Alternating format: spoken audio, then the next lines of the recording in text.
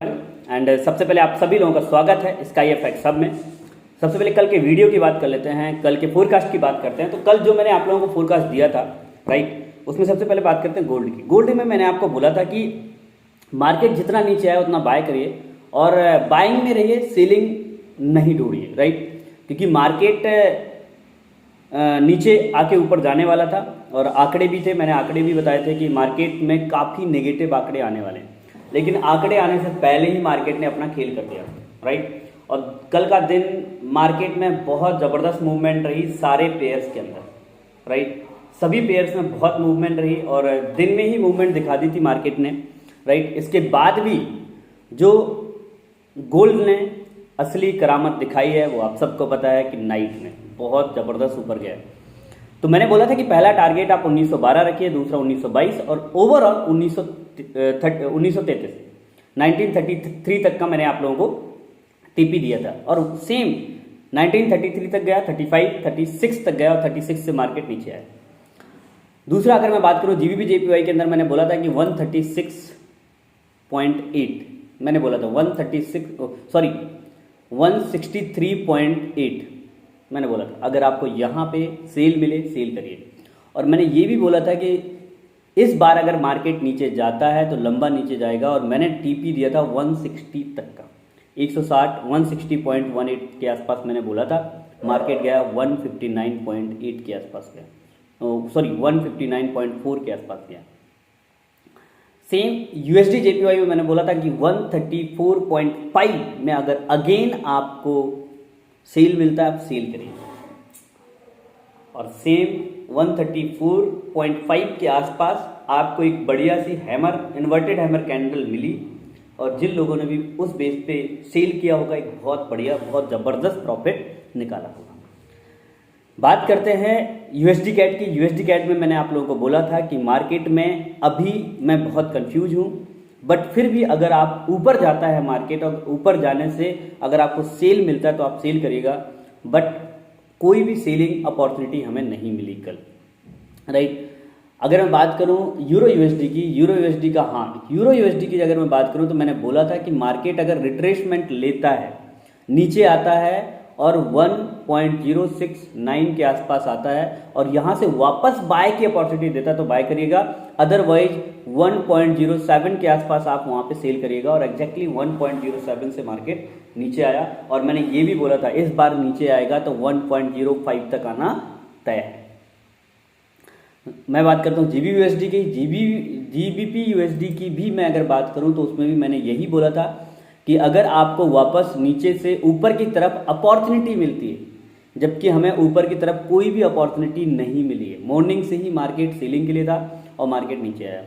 बात करते हैं बाकी इन्हीं पेयर्स में हम ट्रेड करते हैं तो अधिकतर इन्हीं का हम फोरकास्ट देते हैं आप लोगों को। अब आज क्या हो सकता है मार्केट में, सबसे पहले हम डाटा की बात करते हैं, न्यूज़ की बात करते हैं।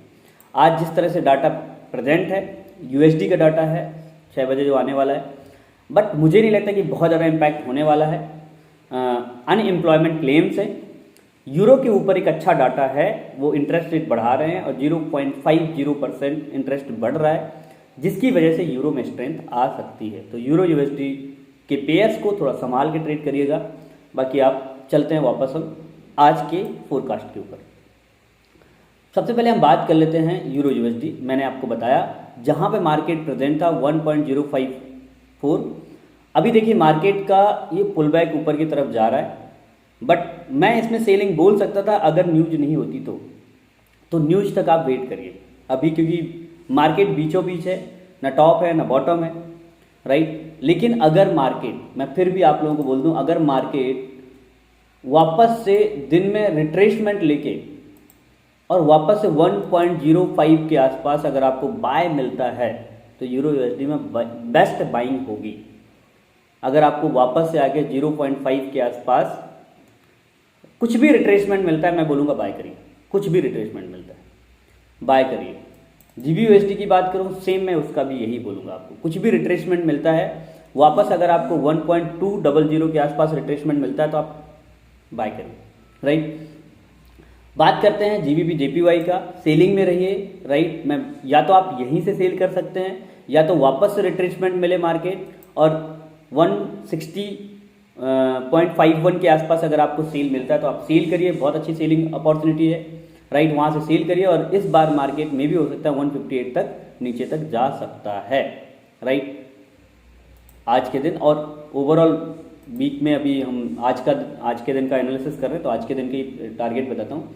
यूएसडी जेपीवाई की बात करूँ, सेलिंग में रही है, एक अच्छे सपोर्ट एरिया में जरूर मार्केट प्रेजेंट है।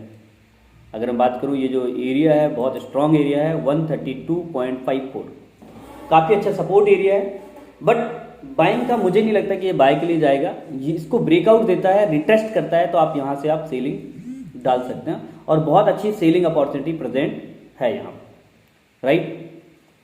अब आगे आज क्या हो सकता है गोल्ड के अंदर, गोल्ड जो हमारा फेवरेट प्लेयर है, फेवरेट पेयर है, उसमें हम क्या कर सकते हैं। देखिए मार्केट जितना ऊपर गया था, लगभग 400 पिप के आसपास ऊपर गया, मार्केट 1886 से 500 पिप ऊपर गया मार्केट, इतना उम्मीद नहीं थी लेकिन गया। लगभग 250 पिप मार्केट नीचे आ चुका है, मतलब अगर मैं बात करूं तो लगभग 50% वो टेस्ट कर चुका है। आप यहीं से बाय कर सकते हैं, बट यहां से अगर बाय करिए तो लंबे टारगेट नहीं रखिए। या तो मार्केट अगर आपको, एक सेकेंड मैं बताता हूं आपको,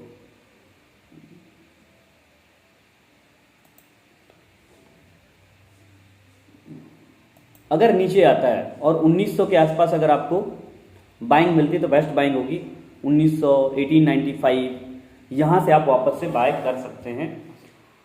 तो ये रहा आज का हमारा फोरकास्ट।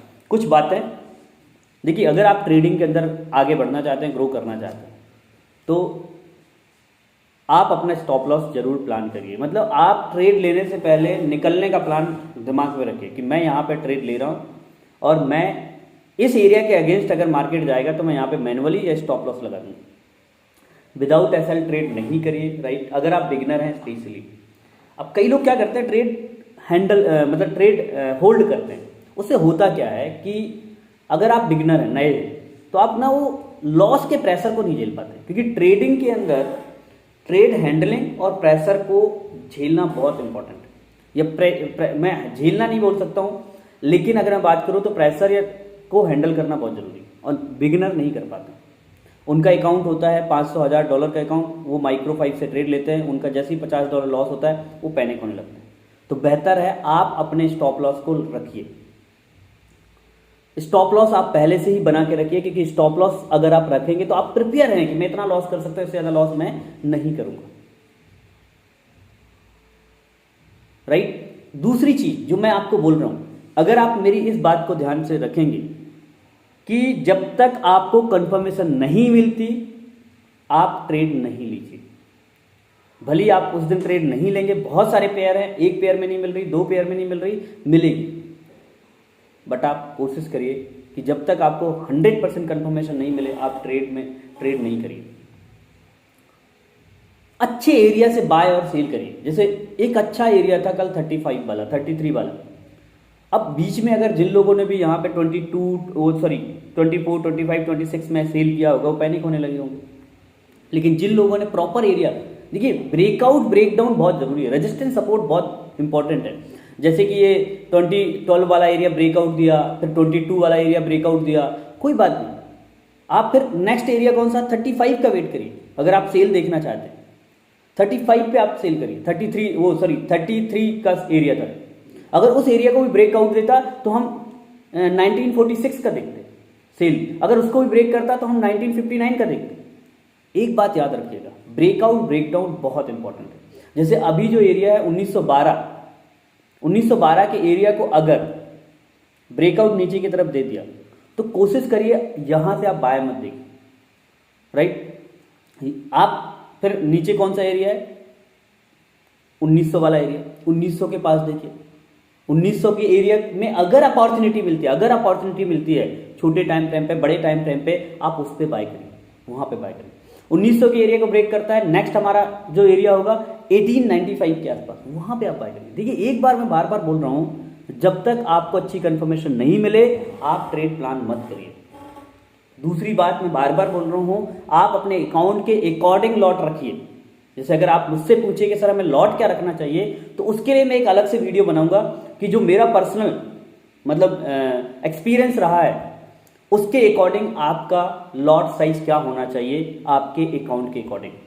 उसके लिए मैं आज एक शाम तक आपको वीडियो आपको पहुंचा दूंगा, उसके अकॉर्डिंग आप लॉट रख सकते हैं अगर आप बिगनर हैं तो। देखिए बिगनर हैं, छोटी छोटी गलतियां नहीं करिए, लॉट छोटा रखिए। दूसरी चीज लास्ट बहुत इंपॉर्टेंट बात बोल रहा हूँ, अगर आप ट्रेडिंग में सफलता चाहते हैं शुरुआत में आप प्रॉफिट की तरफ बिल्कुल भी नहीं देखिए। जो मैंने गलतियां की हैं उन गलतियों को सीखिए, उन गलतियों से सीखिए। अगर आप शुरुआत में हैं तो लर्निंग पे फोकस करिए, ना कि प्रॉफिट पे। फर्स्ट 6 मंथ और एक फिक्स अकाउंट के अंदर ट्रेड करिए। अगर आप $100 के अकाउंट में ट्रेड कर रहे हैं, $200 के अकाउंट, बिगनर के लिए मैं बात कर रहा हूँ, $300 के अकाउंट में ट्रेड कर रहे हैं, 500, 1000, उस अकाउंट को लगभग 6 महीने तक कंटिन्यू करिए। उस पर आप देखिए क्या 6 महीने तक लगातार कंसिस्टेंट प्रॉफिट निकाल पा रहे हैं। अगर आपने एक प्रोसेस जो होती है लगातार किसी भी एक अकाउंट पे 6 महीने तक कंसिस्टेंट प्रॉफिट निकाल पाए, डजंट मैटर कितना प्रॉफिट निकाल पाए, अगर आपने हर महीने प्रॉफिट में क्लोजिंग की है, आप ट्रेडिंग में सफल हैं। फिर उसके बाद आप कितना भी बड़ा अकाउंट ओपन कर लीजिए, कोई दिक्कत नहीं, लेकिन किसी एक फिक्स अकाउंट में कम से कम 6 महीने तक आप प्रैक्टिस करें। तो यही मेरा आज मैसेज था। बहुत जल्दी मैं आपको एक वीडियो लाने वाला हूं, उस वीडियो के अंदर मैं आपको ये बताने वाला हूं कि आपके अकाउंट के अकॉर्डिंग कितना लॉट रखना चाहिए, रिस्क मैनेजमेंट कैसे रखना चाहिए। तो वो वीडियो आज शाम तक अपलोड हो जाएगा। अभी के लिए मैं आपसे इतना ही बोलूँगा कि आपको अगर इस वीडियो के माध्यम से कोई भी हेल्प मिलती है, आप मुझे कमेंट्स करिए, लाइक करिए इस वीडियो को एंड शेयर करिए लोगों तक। तो thank you so much, thank you very much. मिलते हैं कल अगेन एक वीडियो में।